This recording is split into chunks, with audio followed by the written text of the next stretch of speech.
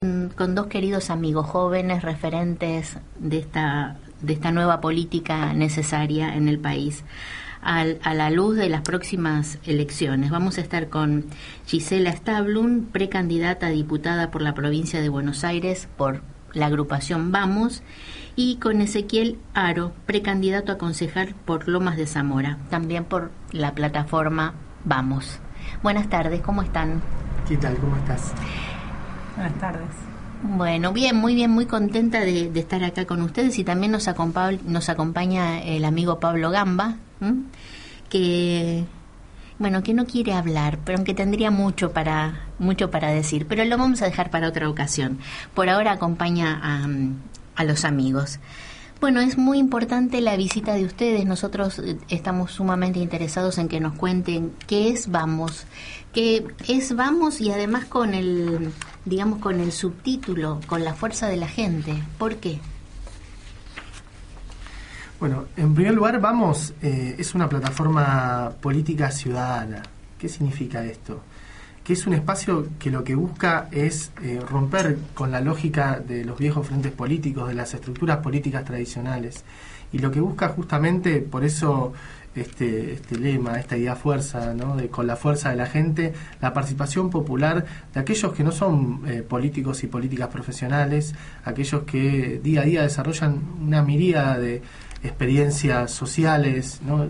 Fundamentalmente, además, en los barrios más populares del conurbano y la provincia de Buenos Aires, y que tienen un descreimiento muy fuerte por la política, y además porque consideran que no están capacitados para desarrollar una acción política, siendo que con sus experiencias, ¿no?, están desarrollando acciones políticas. Pasa que no tienen una expresión y un correlato en la política institucional. Entonces entendemos que para terminar con la injusticia, con la miseria, con el hambre que estamos sufriendo a través de la implantación de este modelo neoliberal que llegó con Cambiemos, es fundamental el protagonismo popular de la gente común, ¿no?, de la gente de a pie, para transformar el Estado y ponerlo al servicio del pueblo. Claro, toda vez que realmente todas nuestras acciones sociales son acciones políticas, como vos bien decís, aunque no haya una estricta conciencia de eso, ¿no? Y hay muchas experiencias de eso, y sin embargo no hay una representación política, ¿no?, en el Estado de todas esas luchas y organizaciones que se vienen dando, ¿no? En esto que nosotros decimos que somos gente común, que nos organizamos, y ahora estamos queriendo que se escuchen también nuestras voces en otros lugares.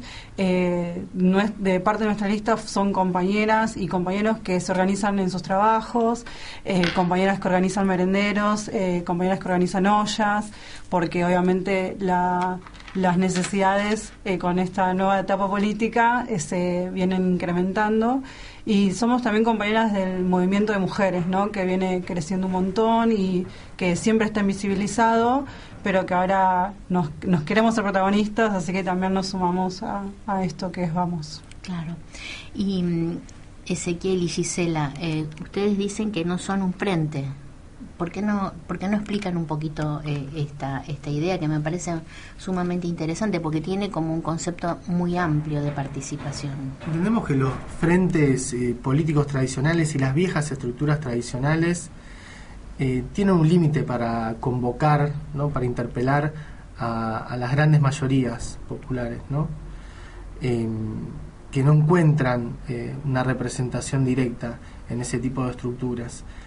Por eso la idea de la plataforma justamente es desdibujar las identidades político-ideológicas sesgadas de todos aquellos y aquellas que lo conformamos, para justamente ganar mayor potencialidad de representación, ¿no?, tener definiciones ideológicas y políticas firmes, pero lo más amplias posibles. Inclusivas. Por eso decimos que somos antineoliberales y feministas. Y esos son nuestros dos elementos fundamentales que marcan las directrices y orientan ideológicamente a nuestro frente, y que entendemos que en esta etapa pueden interpelar a muchas y muchos ciudadanos de a pie que o se organizan en distintas experiencias sociales, como decíamos antes, o que están en organizaciones de la sociedad civil, o que intervienen individualmente y tienen cierta referencia pública, y hacen aportes, ¿no?, al campo popular, pero que, bueno, en un frente político no tienen lugar, porque no están organizados de esa manera, y en una plataforma ciudadana, en cambio, pueden tener un espacio de representación privilegiado para poder potenciar su voz y potenciar un coro de voces que muchas veces en la política tradicional no están representadas. Claro, un coro polifónico sería, ¿no? Exactamente. ¿Y quiénes integran esta plataforma amplia de Vamos con la fuerza de la gente? Bueno, ahí estamos organizaciones como Patria Grande, que ya en la provincia de Buenos Aires es la segunda vez que nos presentamos a elecciones, y acá en Capital también ya con más años de experiencia. Nuestro referente acá en la ciudad de Buenos Aires es Itay Hadman, y también con organizaciones como La Dignidad.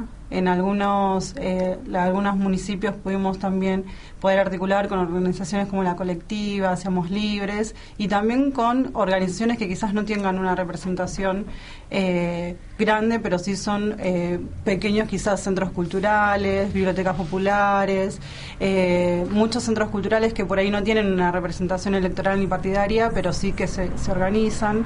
También algunas agrupaciones de mujeres. Es bastante amplio. Qué interesante. Y también sabemos que participa en el movimiento de trabajadores excluidos.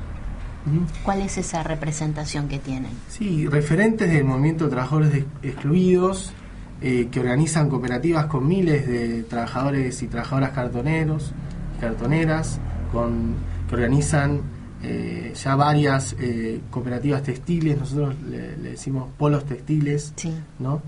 Que justamente lo que buscan es defender el trabajo y generar y construir trabajo digno.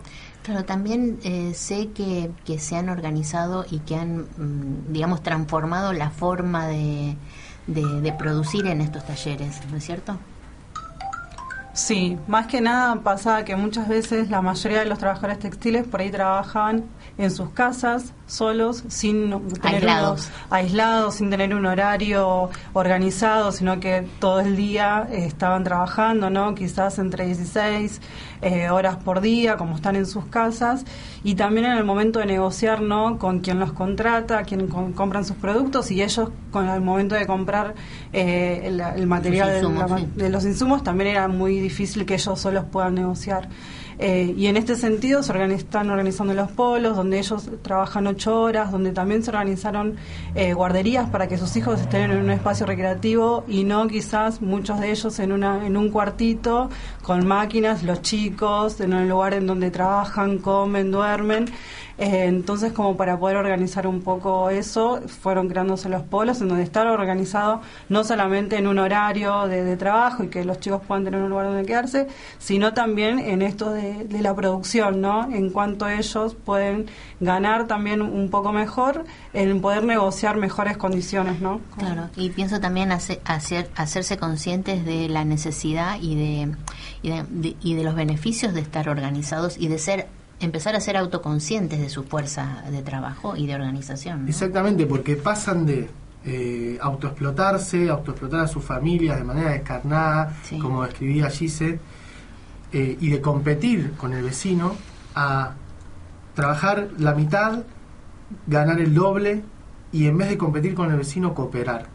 Entonces es un cambio paradigmático y cultural para toda esta gente, que empieza a ver que la lógica que quiere imponer el capitalismo, la dinámica del capitalismo, es una lógica que es completamente nociva y que hay otra manera de vivir, incluso solamente con su propia fuerza y con la capacidad organizativa que pueden construir en el barrio. O sea, imagínense si nosotros, ¿no? En lo que es esta oleada neoliberal que azota al continente y que golpea con particular fuerza a nuestro país, podemos desde la fuerza de la organización de los barrios poder abrir fábricas cuando el gobierno nacional y provincial las está cerrando, defender la industria textil cuando destruyeron ya 20.000 puestos de trabajo en la industria textil, cuando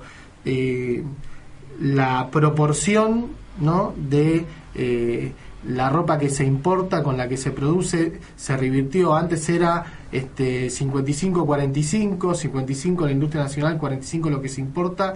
Hoy ya es de 61-39 la proporción, sí. 61 lo que se importa y 39 lo que se produce. Sí. Y no es casualidad que nosotros hayamos desarrollado esta experiencia articulando con los compañeros y las compañías del MTE en Loma de Zamora, en Almirante Brown, en Villa Celina, en el sur de la ciudad de Buenos Aires, porque ese es el principal cordón industrial de la industria textil del país. Entonces, hechos como los de La Salada, ¿no?, que el propio intendente salió a celebrar la represión, ¿no?, y la destrucción de fuentes de trabajo, lo que hay detrás de eso, además del show mediático, ¿no?, sí, e instalar el tema de la seguridad de una manera completamente distorsiva, lo que hay detrás es la voluntad del gobierno nacional, del gobierno provincial, de destruir la industria textil. Ese es el principal objetivo de lo que pasó en La Salada. Sí, y la posibilidad de un consumo más accesible también, ¿no? Exactamente. O sea, todo ese 35-40% de la población que está inmerso en la dinámica de la economía informal no es que decide tener menos derechos, claro, y ser explotado y trabajar en negro. No, son formas de subsistencia. Como dicen los compañeros, crean el trabajo que otros destruyen, que los grandes empresarios destruyen. Sí, y este título de economía informal debería revisarse, ¿no? Porque esta economía, entre comillas, informal es una parte muy importante de lo que es la economía real, ¿no? Exactamente, la idea de economía informal lo que busca es invisibilizarla, claro, ¿no? Es construir una serie de prejuicios y favorecer la criminalización de aquellos que trabajan en la calle, son vendedores ambulantes, sí. Incluso son pequeños propietarios y productores rurales. Claro. O sea, es favorecer el avance de la gran empresa. Por eso los compañeros y las compañeras que se nuclean en la CETEP, los compañeros del Movimiento de Trabajadores Excluidos, hablan de la economía popular, sí, porque es la economía que permite la subsistencia de las grandes mayorías empobrecidas por el capitalismo en su contemporaneidad. Así es. Y a mí algo que me alegra, ¿no?, es que esta noción de economía popular y solidaria empieza a formar parte de la currícula de algunas carreras universitarias, ¿no? Y eso es sumamente importante, es una nueva forma real de economía. Y bueno, y bienvenidos todos esos movimientos que están revalorizándola y están realmente siendo motores. Bueno, estamos aquí, le comentamos a nuestros queridos oyentes con Gisela Stablum y con Ezequiel Haro. Gisela además es médica y especialista en medicina familiar. Sí. Es muy joven. Después van a ver las fotos cuando las subamos al Facebook. Y también es referente de la red de profesionales por el derecho a decidir por el aborto seguro, legal y gratuito. Y es feminista. Me gustaría, Gisela, que comentaras con nuestros amigos oyentes cuál es la labor que vos y las compañeras realizan en Ni Una Menos y en toda esta concientización de la medicina familiar y el feminismo. Bien, bueno, medicina familiar o general también se llama, no nos definimos como médicos y médicas generalistas. Es una especialidad que no es muy conocida acá en Argentina, pero sí es una especialidad que quizás en los países en donde se piensa un sistema de salud basado como en el primer nivel de atención, es una especialidad que está muy valorizada. Acá no tanto, y por eso no siempre tenemos que estar explicando qué es un médico generalista, qué es un médico. Entonces ahora te pedimos que nos expliques, Gisela. Está pensado como un médico o una médica que pueda atender a toda la familia, pero también que tenga un trabajo fuera del consultorio, ¿sí? Que por lo general eso no sucede y no nos formamos para eso, ¿no? Después como que uno va eligiendo quizás la especialidad y va encontrándose con gente, ¿no?, que va intentando impulsar un poco esto, ¿no? Pensar en un sistema de salud que pueda atender todas las demandas de la población y no solamente pensando la salud en la enfermedad. O en, ¿no?, especialidades. O en especialidades. Como en el loteo del cuerpo humano, ¿no? Claro. O sea, pensar la salud de una forma más amplia, en una forma más integral, y no solamente en esto, ¿no?, como en una neumonía o en una gripe, sino ver qué cosas llevan a que se enfermen las personas y cómo resolverlo, ¿no? Y los médicos generalistas estamos por lo general en centros de salud, que es el primer nivel de atención. Intentamos, porque a veces es muy difícil, poder trabajar con otras especialidades, ¿no? Con trabajadores sociales, con psicólogos, con enfermeras. Lo ideal es poder trabajar en equipo, ¿no? Que es tan difícil y que no se impulsa interdisciplinariamente. Y también fuera de los centros de salud, ¿no? Poder realizar actividades de promoción y prevención también fuera de los centros de salud. La realidad es que es difícil acá en el sistema de salud como está pensado, porque está muy desvalorizado el centro de salud en general, ¿no? Sí. Y sobre todo en la provincia de Buenos Aires. Disculpame que te hago una interrupción, pero ¿cuál es tu percepción de lo que está ocurriendo, digamos, en estos 2 últimos años con respecto a la salud pública? Vos ves, porque bueno, sabemos que había planes, que había una serie de instrumentos muy positivos y muy progresistas, pero ¿cuál es la situación ahora? Porque sabemos que en otras áreas hay un absoluto desfinanciamiento, ¿no? Sí, totalmente, o sea, la situación es alarmante. ¿Los programas que existían se sostienen?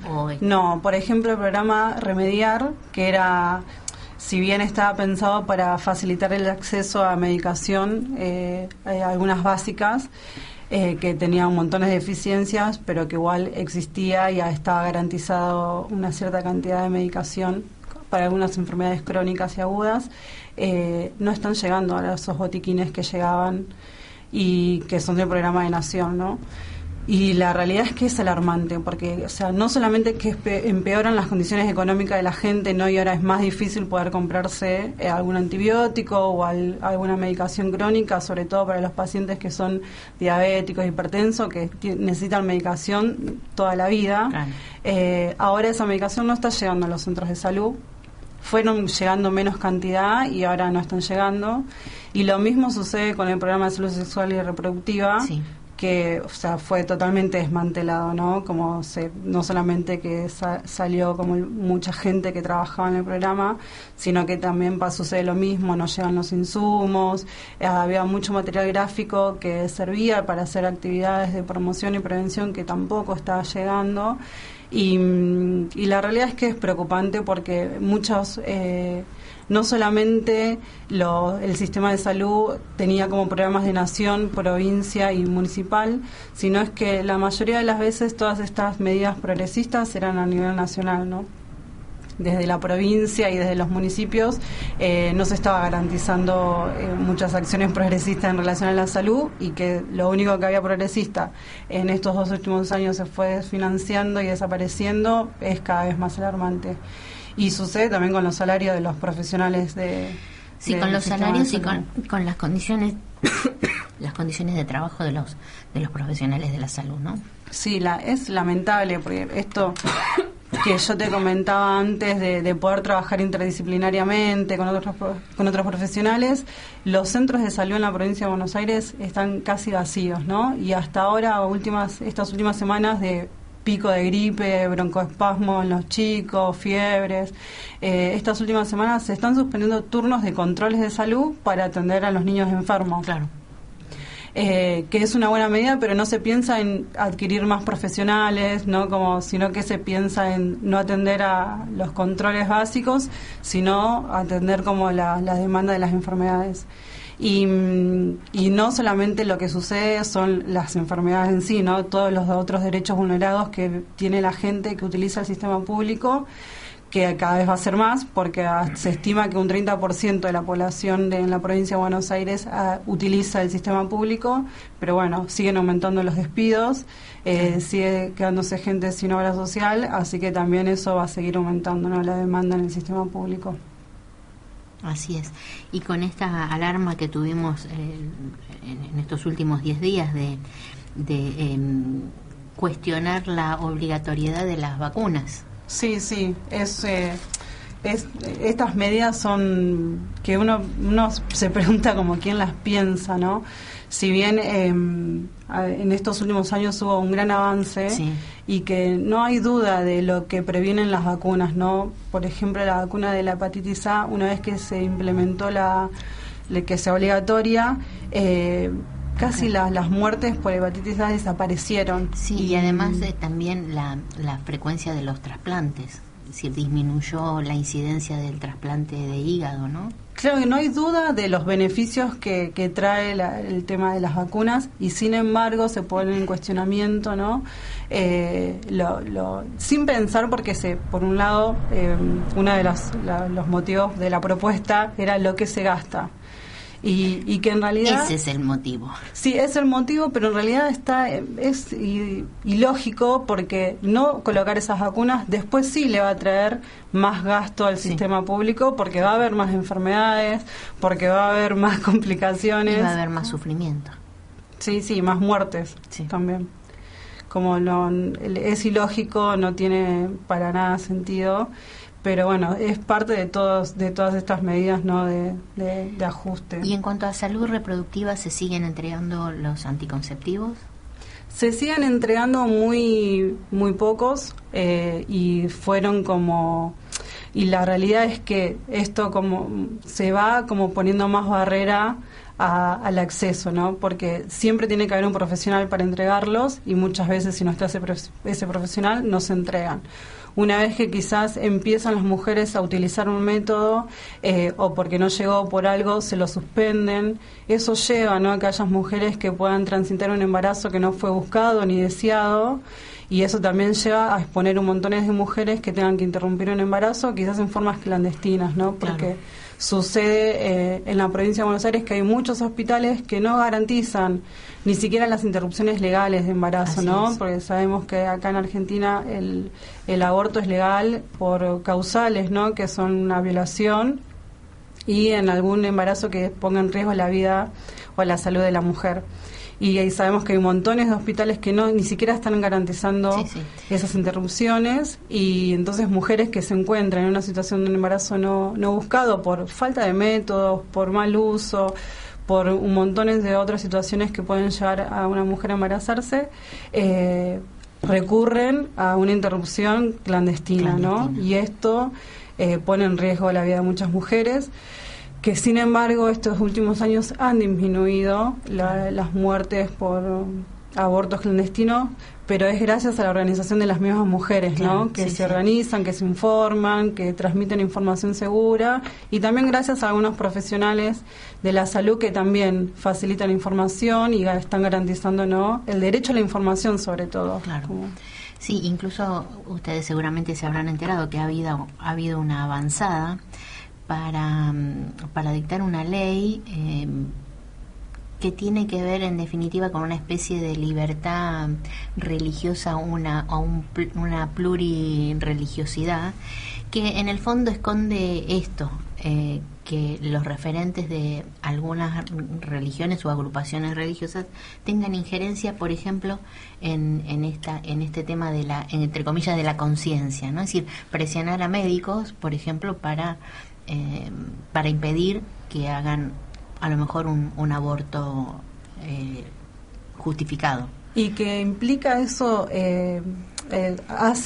da la posibilidad a esta nueva ley de la que estás hablando, que el Estado deje de garantizar derechos. Claro. Porque lo que sucede es que con este nuevo proyecto esté la posibilidad de que haya instituciones, trabajadores del sistema público, garantes de derecho en el Estado, que puedan decir claramente, y hasta instituciones, que las instituciones no tienen conciencia, pero que podría llegar a suceder, que sean objetores de conciencia por motivos religiosos, ¿no? Claro. Y de esta forma el Estado deja de garantizar derechos, claro, y están avalando eso. Ahora, coincidimos en que la redacción de este tipo de legislación es tan ambigua que en realidad está ocultando los verdaderos motivos, porque bueno, nadie podría estar no a favor de la libertad de culto plurireligioso, pero en realidad inserto en ese mensaje está este otro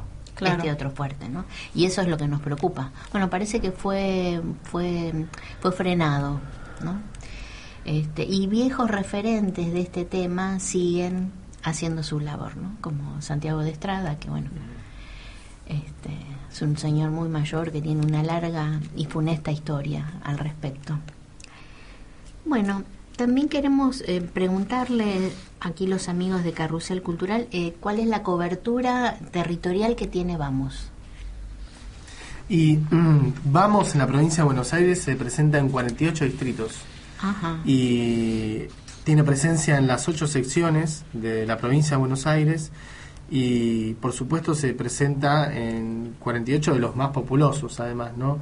De la provincia de Buenos Aires, el conurbano, en casi todo el conurbano bonaerense y en las principales ciudades del interior, Tandil, Olavarría, Mar del Plata, La Plata, con lo cual estaríamos llegando a la gran mayoría de los bonaerenses en esta elección, entre el 90 y pico % de la población bonaerense.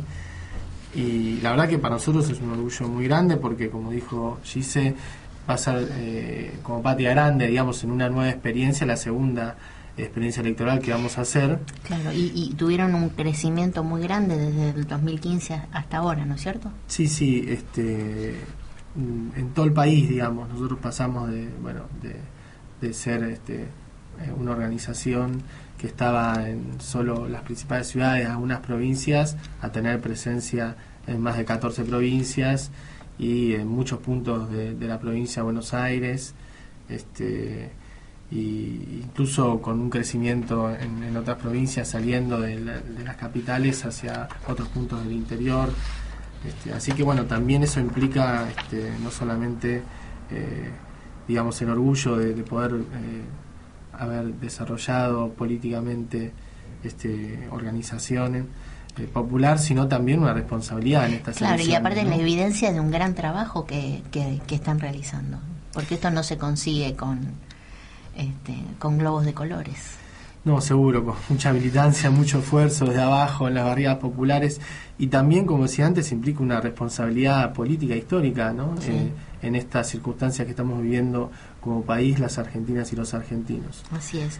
Bueno, el que está hablando en este momento con nosotros es Ezequiel Haro, que es además profesor de historia, es candidato a concejal por la plataforma política Vamos en el municipio de Lomas de Zamora, y es trabajador estatal y delegado gremial en ATE. Y ahora vamos a escuchar un tema musical. Le pedimos a Alexander si comparte el tema que elegimos para hoy, que seguro a todos los que estamos aquí en la mesa nos va a gustar.